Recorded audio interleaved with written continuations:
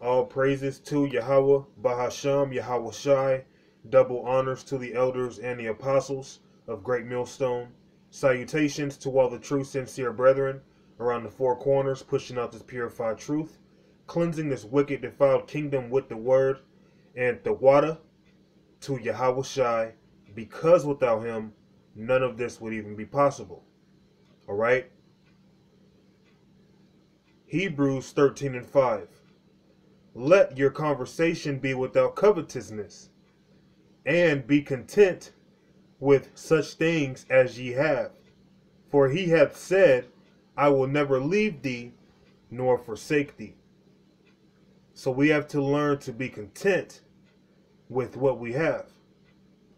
One way of going about being content is putting your mind on the kingdom and knowing, man, it gets way better than this.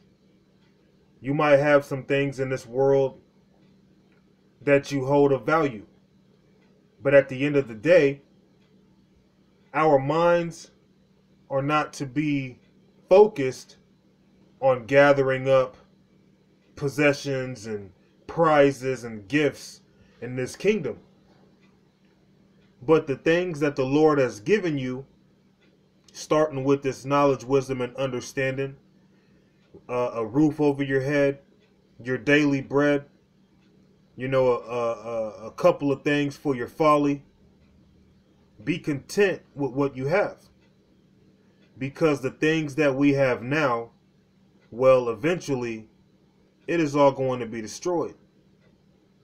And knowing that there is a kingdom, a great kingdom, that is waiting for us, a kingdom that is set up for us, we should be in the mind frame of being content with the things we have. Not being someone who is full of covetousness. Not someone who's full of greed, okay, and filthy lucre. Let your conversation, let me highlight it. Let your conversation be without covetousness, and be content with such things as ye have. For he hath said, I will never leave thee, nor forsake thee. So we know through the spirit and power of Yahweh, Bahasham Yahweh Shai, we are not going to be forsaken. We may not have a lot right now.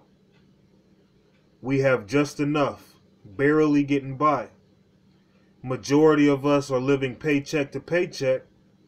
And you also have brothers who are struggling to even find a job to have a paycheck. But be content with what you have at the moment. You have clothes on your back, be happy with that. You have shoes to put on your feet, be happy with that. All right? You have a woman, be content with that. But even bigger than all of that, you have this truth. Be content with this truth. Don't go out seeking for any other philosophy, thinking you're going to find the truth. We have the truth. And being content with what you have keeps you from robbing, stealing, being covetous, and all that other wickedness. Okay? The scriptures tell you how a Lord could easily make a poor man rich. So as long as we stay content with what we have, we will be okay. This is Proverbs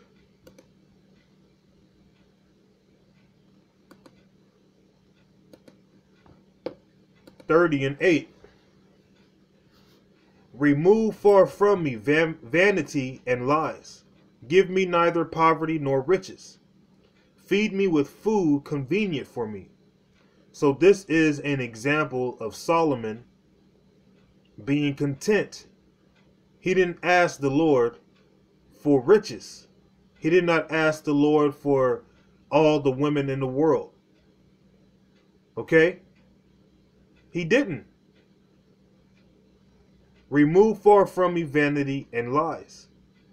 Give me neither poverty nor riches.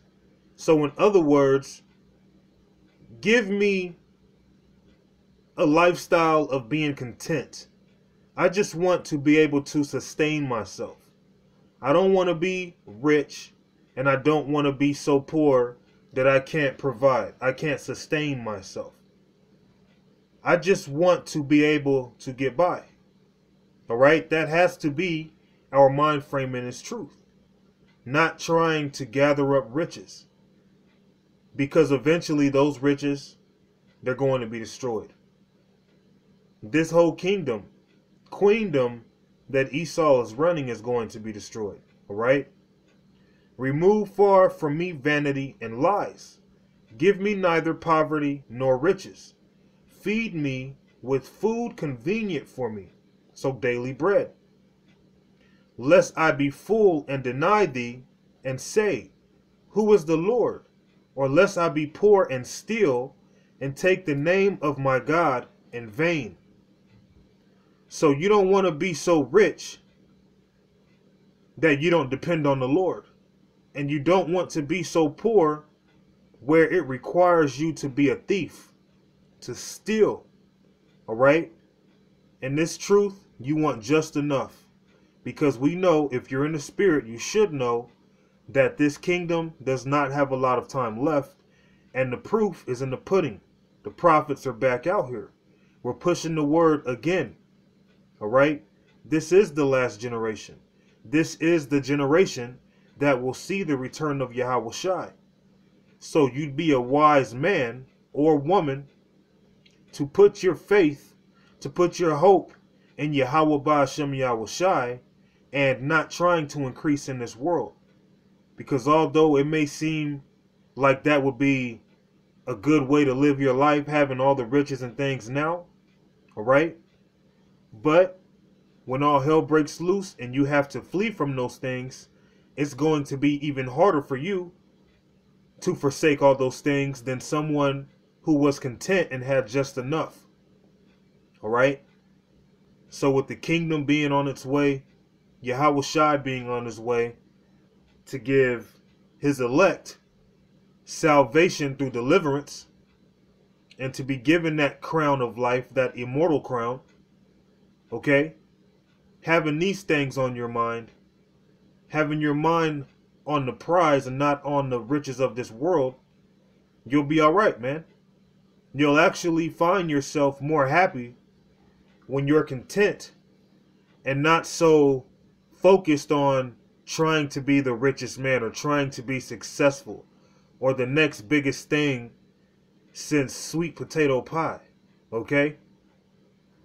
We have to know in our minds, as long as we have food, clothing, our daily bread, we have this truth, we have Yahweh Ba'ashem Yahweh Shai, the rest will be added unto us. So be content with what you have, and the Lord, he'll provide with whatever you may need. And from time to time, he'll throw you some folly too. Because, you know, we're in the flesh. We like entertainment and things like that as well. You know, the Lord will give you your heart's desires, but even more so once the kingdom is set up. So with that, all praises to Yahweh, Bahasham, Yahweh Shai, double honors to the elders and the apostles of Great Millstone.